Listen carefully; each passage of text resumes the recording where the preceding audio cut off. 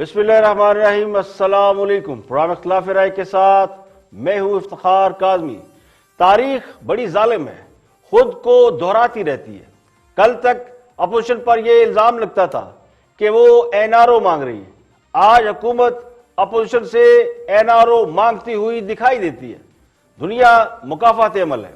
कभी खास आप जलसे किया करते थे और शहरों को बंद किया करते थे, बिजली के बिल जलाया करते थे, सिविल नाफरमानी की तहरीक चलाने का ऐलान किया करते थे, शहर शहर पहिया जाम और हड़तालें होती थी।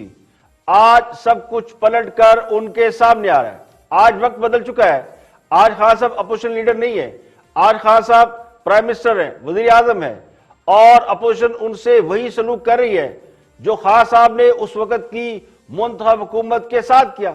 कभी लाहौर बंद, कभी फैसलाबाद बंद, कभी कराची और कभी पूरा पाकिस्तान बंद। आज खान साहब ये फरमाते हैं कि जलसों से मुल्क का नुकसान होता है। अपोजिशन अगर उनको हटाना चाहती है तो तहरीके अदम एतमाद लाए, डायलॉग करना है तो पार्लियामेंट में आए। तो कल तक खान साहब अपोजिशन के साथ ना हाथ मिलाने को तैयार थे, ना बात करने को तैयार थे। आज वो नेशनल डायलॉग की बात करें। आज उन्हें पार्लियामेंट भी अहमियत की हामिल दिखाई देती है। यही पार्लियामेंट है जहां से खान साहब इस्तीफे देकर निकल गए थे और उस पर लान तान भी किया करते थे। आज खान साहब क्या फरमा रहे हैं? हम तो कभी भी पीछे नहीं हटे थे नेशनल डायलॉग से। बेस्ट जगह तो पार्लियामेंट है। जो बात करते हैं वो आ जाते हैं कि जी हमारी केसेस माफ करो। हमें तो कोई इतराज नहीं है। मैंने तो असेंबली में कहा था कि किसी भी बात करने के लिए हम तैयार हैं, लेकिन किसी सूरत एनआरओ के ऊपर हमारे से बात ना करना। करप्शन के केस हम नहीं माफ करने लगे। हमारी जमहूरियत चलेगी तब जब डिबेट से। अपोजिशन क्या करेगी? जलसा कर लेगी। हमारे से बड़े तो जलसे नहीं कर सकते। वो ये 11 मिल के और भी 11 मिल जाए तो तब भी आधे नहीं जलसे कर सकते जो हमने किए। नो कॉन्फिडेंस मोशन आ जाए असेंबली में। आईनी तरीका तो वो है, इस्तीफे देंगे, हम इलेक्शन करवा के और मजबूत होके आ जाएंगे। ये जो उनकी आवाजें निकल रही हैं असल में इसलिए नहीं कि उनको कोई जमहूरियत का कोई फिक्र है या इनको कोई इकोनॉमी की फिक्र है, नहीं तो ये बैकग्राउंड तो ना करते। इनको फिक्र ये है कि इन सारों ने अब पकड़े जा। तो खान साहब को भी आज पार्लियामेंट की याद आ गई। सवाल ये है कि अगर डायलॉग की बेहतरीन जगह पार्लियामेंट है और सियासी मामलात के लिए पार्लियामेंट से बेहतर कोई फोरम नहीं, तो फिर 126 दिन डी चौक पर धमाल क्यों डालते रहे? अंपायर की उंगली उठने का इंतजार क्यों करते रहे? तो जो कल बोया था वो आज काटना तो पड़ेगा। इसीलिए कहते हैं यादे माजी अजाब है या रब। मैं रात को मैं लाहौर जा रहा हूं और मैं लाहौर बंद करूंगा।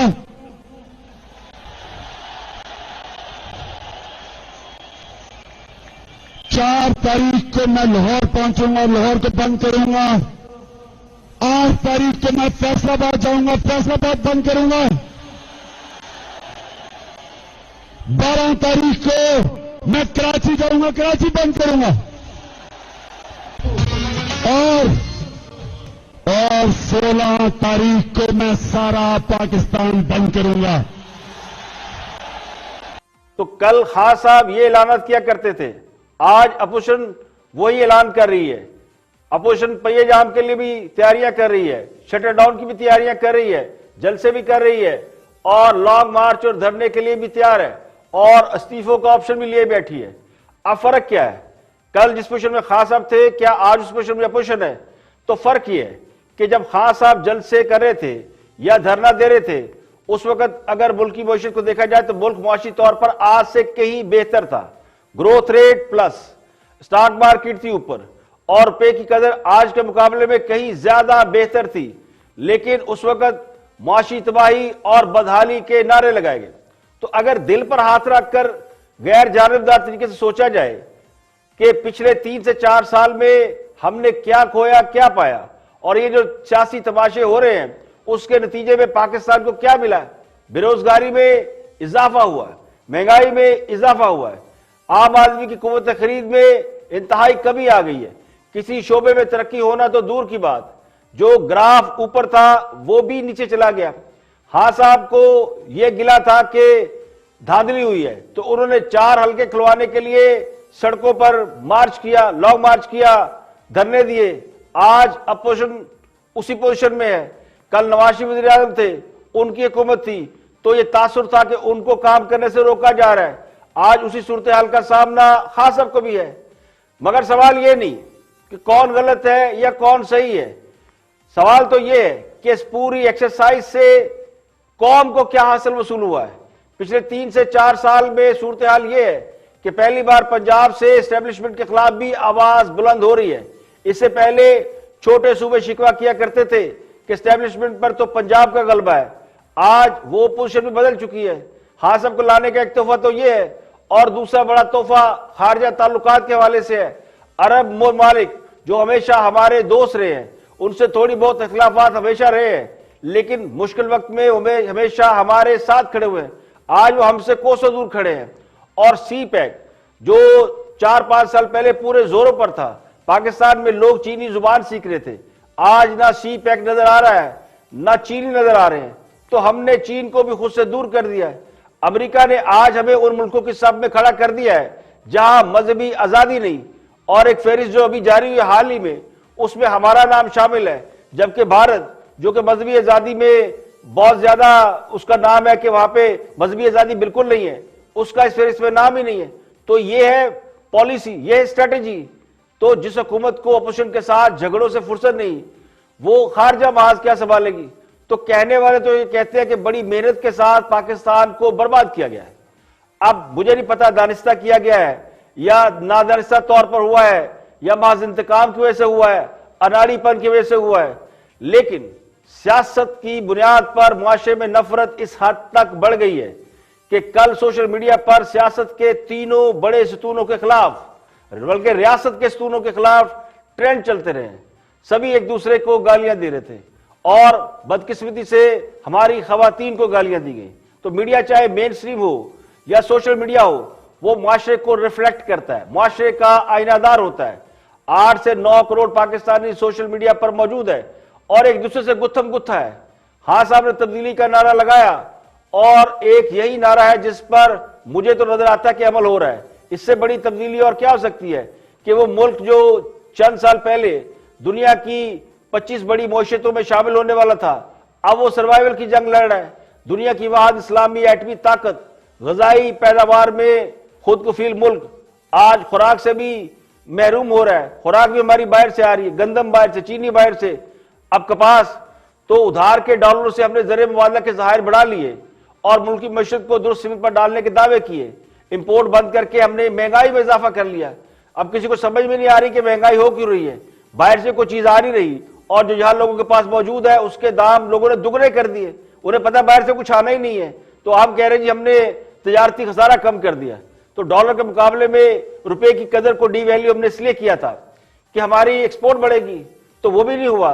तो ये सब कुछ करने के बाद अगर हम दोबारा उस लेवल तक जाने की कोशिश कर रहे हैं जहां हम 4-5 साल पहले पहुंच चुके थे, तो फिर जरा दिल पर हाथ रखकर सोचे इसका जिम्मेदार कौन है। और पीडीएम का 13 दिसंबर को लाहौर में जलसा रोकने के लिए पंजाब हुकूमत पूरी तरह मुतहरक हो गई है। डीजे बट के बाद मुस्लिम लीग नून के रहनुमा तौसीफ शाह को भी गिरफ्तार कर लिया है। तौसीफ शाह ने मरियम नवाज के रैली के हवाले से इस्तकबालिया कैंप लगा रखा था। मरियम नवाज लाहौर में रैलियां निकाल रही है, तो दूसरी तरफ पंजाब पुलिस एफआईआर पर एफआईआर काट रही है। सैकड़ों अफराद पर कोरोना एसओपी की खिलाफ वर्जी के मुकदमा दर्ज कर लिए और जरा ये कहते हैं कि जलसे से कबल नून लीग के 350 सरकर्दा रहनुमाओं और कई कारकुनों को गिरफ्तार कर लिया जाएगा। इसके अलावा जलसागाह में शुरुका को रोकने के लिए हुकूमत ने 3 प्लान बना लिए। जराये के हवाले ये कहा जा रहा है हुकूमत के प्लान ए के मुताबिक पंजाब के दीगर अजला से आने वाले कारकुनों को उनके इजला में रोका जाएगा। इस हवाले से मुकामी जिला इंतजामिया को फहरिस्तें तैयार करके भिजवा दी गई है। प्लान बी के मुताबिक लाहौर के दाखिली और खारजी रास्तों पर कंटेनर लगा दिए जाएंगे और इस हवाले से जलसे के शुरका की मुमकिना मुजाहमत रोकने के लिए दीगर अजला से भी पुलिस की इजाफी नफरी बुलाई जाएगी। जबकि जलसा में शुरका की मॉनिटरिंग सेफ सिटी अथॉरिटी पर के हवाले से जो लगे कैमरे हैं उनसे की जाएगी। जबकि प्लान सी के मुताबिक जलसे में शरीक रहनुमाओं और कारकुनों के खिलाफ कोरोना एसओपीज के हवाले से यानी कोरोना एसओपीज की खिलाफ वर्जी के मुकदमा दर्ज किए जाएंगे ताकि जलसे में कम लोग शरीक हो सकें।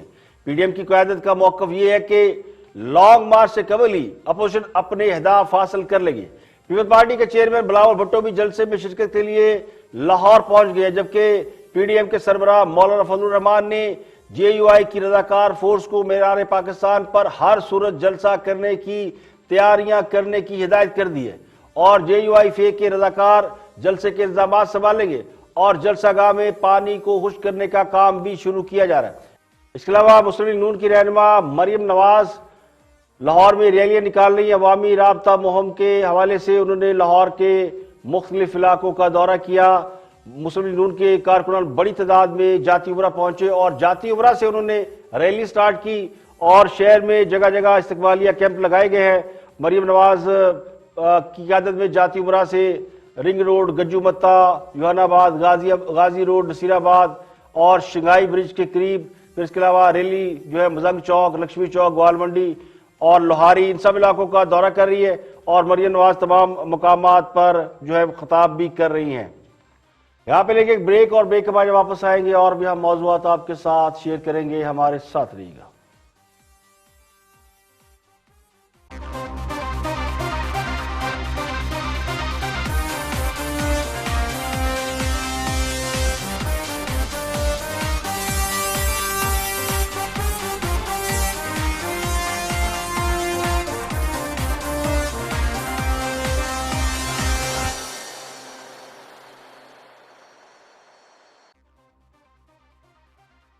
Welcome back. आप देख रहे हैं प्रोग्राम इख्तिलाफ राय और मैं इफ्तिखार काज़मी। ब्रेक के बाद हाज़िर खिदमत है। शेख रशीद मंजर आम पर आए हैं और उन्होंने मौजूदा सियासी सूरत हाल के हवाले से कुछ अहम बातें की हैं। देखते हैं कि शेख रशीद क्या फरमाते हैं। Watch this.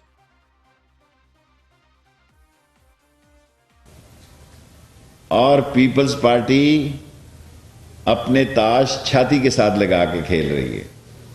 बेवकूफ लोग चौक और चौराहों में अपने आप को खामखा मेहनत कर रहे हैं, क्योंकि कट तो मीडिया ने लगाना है।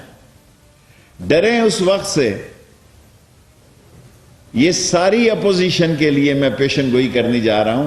हालात चाहे जैसे भी हों, ये बेनिफिशरी नहीं होंगे। हालात चाहे जैसे भी हों, पीडीएम बेनिफिशरी नहीं होगी। ये बंद गली में जा रहे हैं और बंद गली के आगे गड़ा है। इस गड़े में बहुत अरसे तक जमहूरियत जो है वो इस गड़े में गिरी रही है। लाहौर हाई अलर्ट है। पाकिस्तान के अंदर से पाकिस्तान को तबाह करने की कोशिश या बॉर्डरों पे हिंदुस्तान नहीं छेड़ सकता। और लाहौर का कोरोना अगर अपने बच्चों को तो आपने महफूज घरों में रखा हुआ है, आपकी नस्लें महफूज घरों में हैं। गरीब का बच्चा आप चाहते हैं कि कोरोना से खुदकुशी करे। आपके लिए आपने दिया क्या उसको? गरीब को आपने दिया क्या है? एक तो शायर मायूस है और थोड़ा सा उदास है और तीसरा ये कहने की कोशिश कर रहा है कि कख साडा ना रहा ते बचड़ा तुहाडा भी कुछ नहीं। जमहूरी कुव्वतों को हमेशा इस बात से खौफजदा किया जाता है कि गैर जमहूरी कुव्वतें इक़्तिदार संभाल लेंगी, इसलिए सियासी मुहादराई से गुरेज किया जाए। तो लगता यूं है कि शेख रशीद कोरोना के बाद से संभले नहीं है। अब उनकी बातों में वो तसलसल नजर नहीं आता। मुस्लिम लीग नून से उन्होंने मुस्लिम लीग शीन निकालने का दावा किया था और एक तारीख भी दी थी। तो तारीख पे तारीख तो वो तारीख तो गुजर गई है। उस नाकामी के बाद शेख साहब कुछ दिन केलूला करने के बाद अब दोबारा या तो वापस आए या लाए गए हैं, लेकिन उनकी बातों में वो दम और वो तमतमानियत नहीं है जो कि उनका खासा रहा है। तो जिस तमतराक से वो गुफ्तगू किया करते हैं, तो इस वक्त जिस किस्म के मुआशी हालात हैं, इस वक्त तो पूरी हुकूमत को मीडिया पर होना चाहिए था, लेकिन इक्का दुक्का लोगों के अलावा हुकूमत के सरकर्दा अफराद जिस तरह मीडिया से गायब है, वो हैरान कुन है। और हमेशा अपोजिशन का जवाब देने के लिए दर्जनों लोग मीडिया पर बैठा करते थे।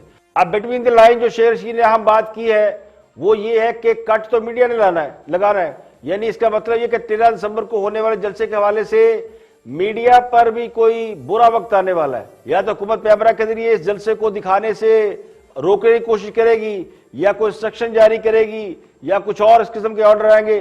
तो उनका ख्याल ये है शेख साहब का कि अगर मीडिया ये जलसा नहीं दिखाएगा तो दुनिया नहीं देखेगी, लेकिन खुद आज इनके बड़े आम लोग इस बात का इंकशाफ कर चुके हैं कि सोशल मीडिया भरा पड़ा है जहां पे 9-10 करोड़ पाकिस्तानियों के अकाउंट बने हुए हैं। तो अगर हम नहीं दिखाएंगे तो कोई और दिखाएगा। वो कहते हैं ना, चंद जब चढ़ता है तो पूरी दुनिया देखती है।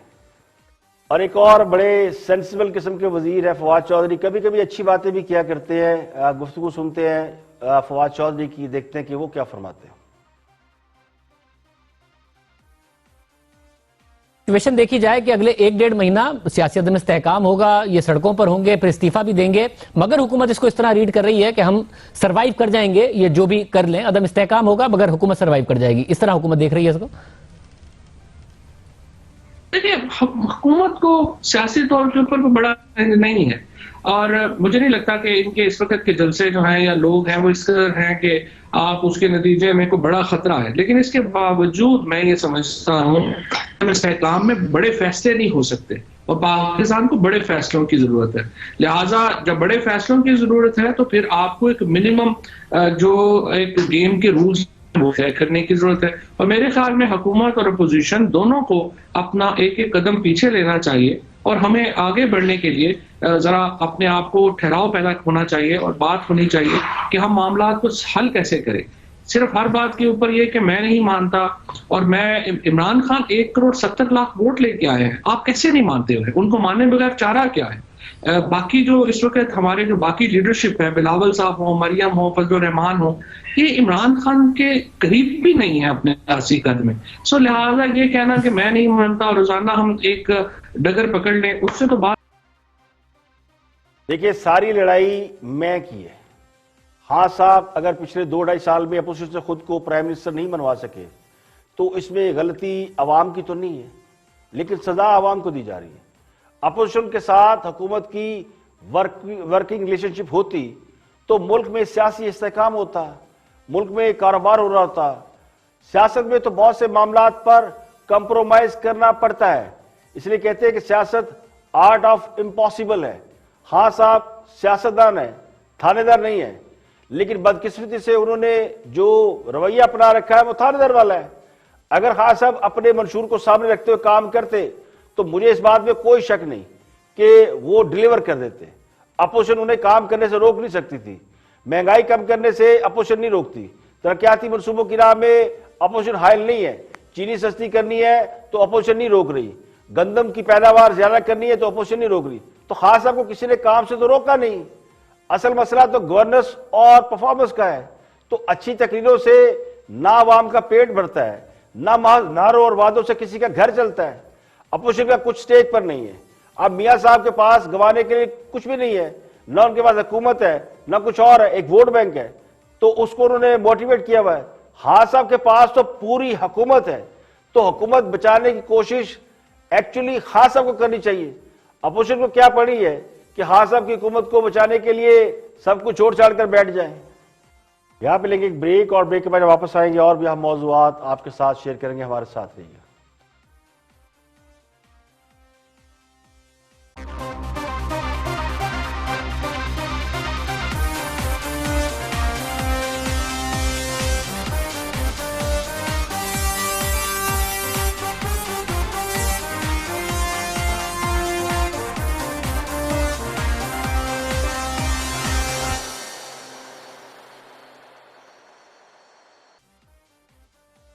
Welcome back. आप देख रहे हैं प्रोग्राम इख्तिलाफ राय, मैं इफ्तिखार काज़मी। आगे बढ़ते हैं, कुछ दोस्तों की बात करते हैं।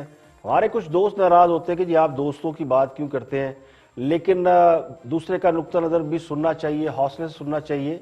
और सहाफ़त के अंदर बहुत से लोग मुख्तलिफ नुक्ता नज़र के हामिल होते हैं, सबका नुक्ता नज़र इज़्ज़त और एहतराम के साथ सुनना चाहिए। आप उनकी राय से इत्तफाक करें ना करें, इख्तिलाफ राय करें, जिस तरह मैं करता हूँ, तो मुझे बहुत सी बातों पे इख्तिलाफ होता है तो मैं उसका इजहार जरूर करता हूं। तो देखते हैं हमारे दोस्त क्या फरमाते हैं। ना पड़ेगी, हुकूमत की एक ही पॉलिसी होनी चाहिए जी कि हर वक्त हर जगह हर एक से बात हो सकती है, अनकंडीशनल बातचीत करनी चाहिए। मानी उन्होंने वो चीजें हैं जो आइन कानून के तहत और उनकी हुकूमत की पॉलिसी की लाइट में होंगी, वरना बातचीत के दरवाजे कौन बंद करता है? हुकूमतें कभी दरवाजे बंद नहीं करती, बातचीत जारी रहती। जैसे इंडिया ने वो दिल्ली में बंद किया, मैं तो जो आश्चर्य हो रहा है आपके सामने। हाँ जी चौधरी साहब, देखें बात यह है कि वज़ीर-ए-आज़म इमरान खान वो अगर ये चाहते हैं, देखें जब वो क्रिकेट खेलते थे तो क्या वो मैच फिक्सर के साथ नहीं खेलते थे? जो पता होता था कि ये मैच फिक्सर है, ये जुआ लगा रहा है, वो फलां टीम का, मुखालिफ टीमों के जितने भी खिलाड़ी होते थे उनको पता होता था। लेकिन क्या कभी उन्होंने उनसे बात नहीं की? क्रिकेट जो है ना वो उसके रूल्स आप पॉलिटिक्स पर अप्लाई ना करें। नहीं, अगर वहां पे वो मैच फिक्सर्स और उन बुकियों मैं कोई और बात कर हाँ रहा जी। हूं। मैंने कहा ये उनकी बात में वजन है कि अब इन्होंने संगीन हथ पाया गया है। पंजाबी च जिहड़ा कही ना, आई एम सॉरी जी, ਤੁਹਾਨੂੰ अगर वो पता सिख दी लीडरशिप जिहड़ी उत्थे कर रही ना गुफ्तगू, अगर वो तो वो मतलब वो पंजाबी जिहड़ी ਅਸੀਂ समझने हैं गला। हाँ हाँ जी, ये है कि अगले 3 महीने में तमाम केसेस का फैसला हो जाना होना चीफ है। जस्टिस गुलजार अहमद के यानी ऑर्डर्स के मुताबिक। जी हाँ। तो जब फैसले हो गए तो इनकी ना सियासत, ना इनका पैसा, ना ये काले जो मली होगी, जिन लोगों को कन्विक्शन हो जाएगी तो वो तो किसी जगह मुंह दिखाने के काबिल नहीं होंगे। लेकिन अगली तो उन्होंने बात- सियासत क्या करनी है? तो इसलिए इमरान खान की इस बात में वजन है कि ये एक्चुअली ये चाहते हैं कि इनके मुकदमे जो है वो खत्म हो जाए। वो करने को तैयार नहीं, और करने नहीं चाहिए, वरना उनका जो कॉन्शियस ही है वो उनको जाके पकड़ेगी। खान साहब आपने तो हमें, मैं रिकवर कराऊंगा पैसा लूटा हुआ और चोरों डाकुओं को पकड़ूंगा, तो आप अपनी हुकूमत और कुर्सी बचाने के लिए उन्हीं के आगे आप सरेंडर कर रहे हैं। तो nobody is going to accept in his own conscious. People's party की वो मैं एक मिसाल दिया करता हूं, जैसी कोको वैसी कोको के बच्चे। एक बड़ा मशहूर जुमला है, रोको मत जाने दो। इसे अदा करने के कई तरीके हैं। इस एक जुमले से कई मफहूम निकल सकते हैं। अगर ये कहा जाए कि रोको मत जाने दो तो इसका मतलब अलग है, और अगर ये कहा जाए रोको मत जाने दो तो इसका मफहूम दूसरा है। तो असल कंफ्यूजन यही है। एक तरफ खान साहब के चाहने वाले ये चाहते हैं कि मुखालफिन से बात की जाए और दरवाजे बंद न किया जाए, तो दूसरी तरफ ये फरमाते हैं कि लोग खान साहब से सवाल करेंगे कि चोरों डाकुओं से बात कैसे कर रहे हो। तो लगता ही हो कि ऊपर से लेकर नीचे तक सभी कंफ्यूज है कि करना क्या है। तो खान साहब भी हुकूमत को क्रिकेट का मैच समझकर चला रहे थे, तो उनके हमायती मीडिया के लोग भी उन्हें मशवरे वैसे ही दे रहे हैं। तो जिनके ऐसे दोस्त और मुशीर हो तो फिर वो हुकूमत भी वैसे ही करेंगे। सियासत क्रिकेट का खेल नहीं है। तो 2.5 साल में तो अपोजिशन से कुछ निकाल नहीं सके, तो 3 माह में क्या निकाल पाएंगे? तो सवाल ये है कि जिन मुकदमात की बुनियादी दुरुस्त नहीं है, महज इल्जामात हैं, सुनी सुनाई बातें हैं या प्रोपेगेंडा है, तो फिर उनका नतीजा तो यही कुछ निकल रहा है जो निकल रहा है। अवाम के लिए इससे अच्छी बात और कोई नहीं हो सकती कि अगर कोई करप्ट है तो फिर उसे करप्ट साबित करके अंदर किया जाए। ये काम 2.5 साल में क्यों नहीं हो सका? तो हुक्मरान जमात का हमायती मीडिया अब ये तासुर देने की कोशिश कर रहा है, यानी वो जो नाकामी हुई है 2-2.5 साल में लोगों को करप्ट साबित करने की, उसके बदले में तासुर ये दिया जा रहा है कि अदालतें फैसले नहीं कर पा रही, वरना मुखालफिन पर करप्शन साबित हो चुकी होती। तो दूसरे लफ्जों में अब अवाम को अदलिया के हवाले से भी बदजन करने की कोशिश की जा रही है, जो मेरा ख्याल है कि दुरुस्त नहीं है। Top of line story social media के हवाले से बात कर रहे हैं हामिद मीर। सोशल मीडिया पर इन दिनों जो कुछ हो रहा है वो नाकाबिले बयान है, लेकिन क्यों हो रहा है इस पे बात कर रहे हैं हामिद मीर। देखते हैं क्या फरमाते हैं। आप क्या समझते हैं कि ये जो आज हमने कुछ ट्रेंड्स देखे हैं जिसको ना मैं बयान कर सकता हूं ना आप बयान कर सकते हैं, बुनियादी तौर पे तहरीक इंसाफ और मुस्लिम लीग नून के हामी एक दूसरे के साथ गाली गलौज कर रहे हैं, क्या इसकी जिम्मेदार इन पार्टियों की क़यादत है या कोई और जिम्मेदार है? देखें हामिद साहब, अगर आप देखें सियासत के अंदर जो शिद्दत पाकिस्तान में रही है सोशली या कल्चरली, चाहे वो 70 की दहाई हो 80 की हो, उसमें हमेशा आपको इंटेंसिटी तो हमेशा नजर आई है। और जिस नफरत की भी आप बात कर रहे हैं वो भी हमने पार्टियों के दरमियान और उनकी लीडरशिप के दरमियान देखी है। लेकिन अब हमें ये क्यों ज्यादा नजर आ रही है? उसकी वजह यह है कि उस वक्त सोशल मीडिया नहीं था और अब सोशल मीडिया आ गया। वही नफरत, वही गाली गलोच और वही इंटेंसिटी और शिद्दत जो थी, अब उसको मैं आपको आज के फिगर दे सकता हूं। आपको हैरानगी होगी कि इस वक्त पाकिस्तान में सोशल मीडिया के सब्सक्राइबर जो हैं इस वक्त 8 करोड़ 80 लाख हो चुके हैं और हर महीने 20 से 25 लाख सब्सक्राइबर का इजाफा हो रहा है। यानी आप ये देखें ना कि अब कोई 9 करोड़ के करीब लोग जो हैं उनको आपने माइक भी दे दिया, पेन भी दे दिया, उसके पीछे क्वालिफिकेशन कोई नहीं है। तो ये जो 9 करोड़ हैं, इसमें से गालियां निकालने वाले और गंदी जुबान इस्तेमाल करने वाले कितने हैं और सोबर लोग कितने हैं? मैं तो यही कहूंगा कि अगर मैं खुद भी अगर सोशल मीडिया को देखता हूं तो अनफॉर्चुनेटली हमारा इस वक्त जो इंप्रेशन सोशल मीडिया से ये है कि एक ढंग से बात करना या तरीके से, तमीज से या लॉजिक से, उसकी तादाद तो बहुत कम है। और इस वक्त पसंद भी किया जाता है कि आप जितना लाउड होंगे, जितना आप एब्यूसिव होंगे, उतनी ज्यादा आपको फॉलोइंग भी मिलती है। आप अगर कोई जो गाली देता है उसको फॉलोइंग ज्यादा मिलती है? बिल्कुल। आप अगर सोशल मीडिया के ऊपर ट्रेंड देखें, कोई भी गंदा ट्रेंड हो, मैं अब यहां पे मैं किसी पार्टी के हवाले से बात नहीं कर रहा, चाहे वो पीटीआई के अगेंस्ट है या पीएमएलएन के अगेंस्ट है या पीपल्स पार्टी के या उनकी लीडरशिप। देखिए, मसला ये है कि जब मीडिया पर कंट्रोल हो, इजहार राय पर पाबंदी हो और शेर शीट जैसे लोग आकर कहें कि कट तो लगना ही है और पसंदीदा लोगों को मीडिया से निकलवा दिया जाए, जिम्मेदार साफियों पर लिफाफा लेने के इल्जाम लगाकर उन्हें गालियां निकलवाएं या गालियां खिलाएं, तो फिर यही कुछ होगा जो इस वक्त हो रहा है। मेन स्ट्रीम मीडिया एक कंपोज मीडिया था, प्रिंट मीडिया, इलेक्ट्रॉनिक मीडिया, लेकिन खान साहब ने आने के बाद उस मीडिया के साथ जो सलूक किया और जितनी गाली मीडिया को दी गई, उसका आज रिजल्ट सामने आ गया। सियासत में जितनी गाली आज पड़ रही है उसका आजादाना इस्तेमाल पहले कभी नहीं हुआ। तो इसमें बहुत सारी सियासी जमातें, बल्कि सभी हैं। अगर ये आगाज खान साहब ने किया था तो जवाब में जो लोग आए उन्होंने भी कम नहीं किया। तो अब मुकाबला बराबर है, अब सभी एक दूसरे से आगे निकले हैं। मेरे नजदीक तो अगर मेन स्ट्रीम मीडिया पर इजहार राय होने दिया जाता, पाबंदियां ना लगाई जाती, उन्हें पाबंदियों की भेंट ना चढ़ाया जाता, तो आज लोगों को कैथारसिस के लिए मेन स्ट्रीम मीडिया की जरूरत पड़ती, सोशल मीडिया की नहीं। तो सोशल मीडिया पे लोग इसलिए गए कि आपने मेन स्ट्रीम मीडिया डिस्क्रेडिट कर दिया। तो असल मामला हकायक के बरक्स और झूठा प्रोपेगेंडा है, सोशल मीडिया से भरा पड़ा है। ये मेन स्ट्रीम मीडिया को उस पर पाबंदियां लगाने का नतीजा है मेरे नजदीक। अब सोशल मीडिया इजहार राय का एक बड़ा प्लेटफॉर्म बन गया है। तो ये किसकी मेहरबानी है? पाकिस्तान में सोशल मीडिया का सबसे ज्यादा इस्तेमाल हुक्मरान जमात ने किया। तो खान साहब तो खुद इतराफ करते हैं कि सोशल मीडिया की वजह से हुकूमत में आए हैं।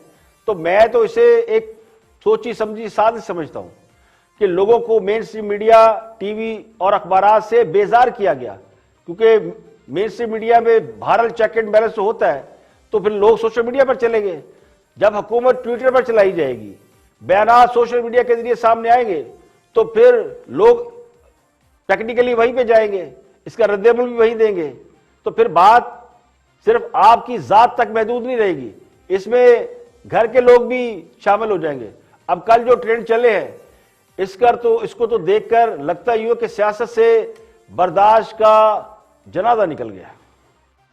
और जस्टिस काजी फाइसा केस में नजर सानी बेंच की तश्कील के हवाले से सुप्रीम कोर्ट ने फैसला महफूज कर लिया। जस्टिस काजी फाइसा की अहलिया सरीना ईसा ने बेंच में चीफ जस्टिस की शमूलियत पर एतराज कर रखा है। जस्टिस उमर अता बंदयाल की सरबराही में सुप्रीम कोर्ट के 6 रुकनी लार्जर बेंच ने जस्टिस काजी फाइसा सदारती रेफरेंस फैसले के खिलाफ नजर सानी केस की समाअत की। जिस बेंच ने फैसला दिया था जस्टिस काजी ईसा केस के हवाले से, उसमें इख्तलाफी नोट लिखने वाले 3 जजेस को नजर सानी बेंच में से निकाल दिया गया, जिसके बाद नए बेंच की तश्कील के हवाले से केस की समाअत हो रही है, दरखास्तें हो रही हैं। जस्टिस उमर अता बंदयाल ने इस केस में रिमार्क्स दिए कि गुज़श्ता समाअत में जुल्फ़िकार अली भट्टो केस का हवाला दिया गया था। नजर सानी केस में जस्टिस द्रा पटेल ने बेंच इतराजात के हवाले से राय देने से गुरेज किया था। जस्टिस मुनीर अख्तर ने कहा कि हम किसी खास केस पर नहीं बल्कि असूल पर बात करें। अगर बेंच में जज का शामिल होना जरूरी है तो फिर तमाम केसेस में जरूरी है। जस्टिस काजी फैसला के वकील मुनीर मलिक ने दलाइल दिए कि एक बेंच में जितने जजेस ने फैसला दिया है उससे कम जजेस नजर सानी फैसला नहीं सुन सकते। अगर नामुमकिन ना हो तो उसी बेंच को नजर सानी केस में भी बैठना चाहिए। जजेस की तादाद नजर सानी केस में तब्दील या कम नहीं होनी चाहिए। वकील हामिद खान ने कहा कि फैसला करने वाले तमाम दस्तयाब जजेस को बेंच में बैठना चाहिए। वकील रशीद रिजवी ने मौक़िफ़ इख्तियार किया कि जस्टिस द्रा पटेल की राय पर भी फुल कोर्ट को अपनी राय देने की इजाजत होनी चाहिए। काजी फाइजा की अहलिया सरीना ईसा ने कहा कि कानून के मुताबिक असल केस में शामिल तमाम जजेस को बेंच में शामिल होना चाहिए। उन्होंने कहा कि क्या वो केस की कार्रवाई की रिकॉर्डिंग या ट्रांसक्रिप्ट हासिल कर सकती हैं। तो जस्टिस उमर अता बंदयाल ने कहा कि आप रजिस्ट्रार ऑफिस में दरखास्त दे सकती हैं, आपको वकील की मावनत लेनी चाहिए। मुनासिब समझे तो हम किसी काबिल वकील को मावनत का कह देते हैं। सरीना ईसा ने कहा कि वो मानती हैं कि बेंच तश्कील देना चीफ जस्टिस का इख्तियार है, लेकिन हमारे केस में चीफ जस्टिस फरीक है, तो वो कैसे बेंच बना सकते हैं।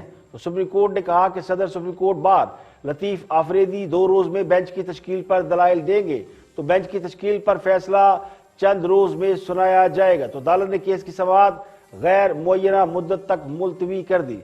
सुप्रीम कोर्ट के 10 रुकनी बेंच ने जस्टिस काजी फाइजा के खिलाफ सदारती रेफरेंस को खारिज कर दिया था और उनमें से 7 जजेस ने जस्टिस काजी फाइजा की अहलिया के टैक्स से मुतल्लिक मामला FBI को भेज दिया था। 3 जजेस ने मामला FBI को भेजने के खिलाफ इख्तिलाफी नोट लिखा था और इस फैसले के खिलाफ यानी नजरसानी की अपील दायर की गई। तो सुप्रीम कोर्ट का 6 रुकनी बेंच बनाया गया जो नजरसानी की अपील की समाअत करता, लेकिन उसमें इख्तिलाफी नोट लिखने वाले 3 जजेस को हिस्सा नहीं बनाया गया। तो जस्टिस काजी फाइजा की अहलिया ने इस पर एतराज किया था। उनका कहना था कि कवायद के मुताबिक जो बेंच फैसला करता है वही नजरसानी की दरखास्तों को भी सुनता है। इख्तिलाफी नोट लिखने वाले 3 जजेस को बेंच का हिस्सा क्यों नहीं बनाया गया। लेकिन इसमें अहम बात यह कि अक्सरियती फैसला सुनाने वाले 7 जजेस में से एक जज जस्टिस फैसल अरब रिटायर हो चुके हैं। आज के लिए इतना ही। कल फिर हाजिर होंगे मजीद खबरों तबसरों तजज़ियों के साथ। प्रोग्राम इख्तिलाफ राय से इफ्तिखार काज़मी को इजाजत दें। अपना बहुत बहुत ख्याल रखिएगा।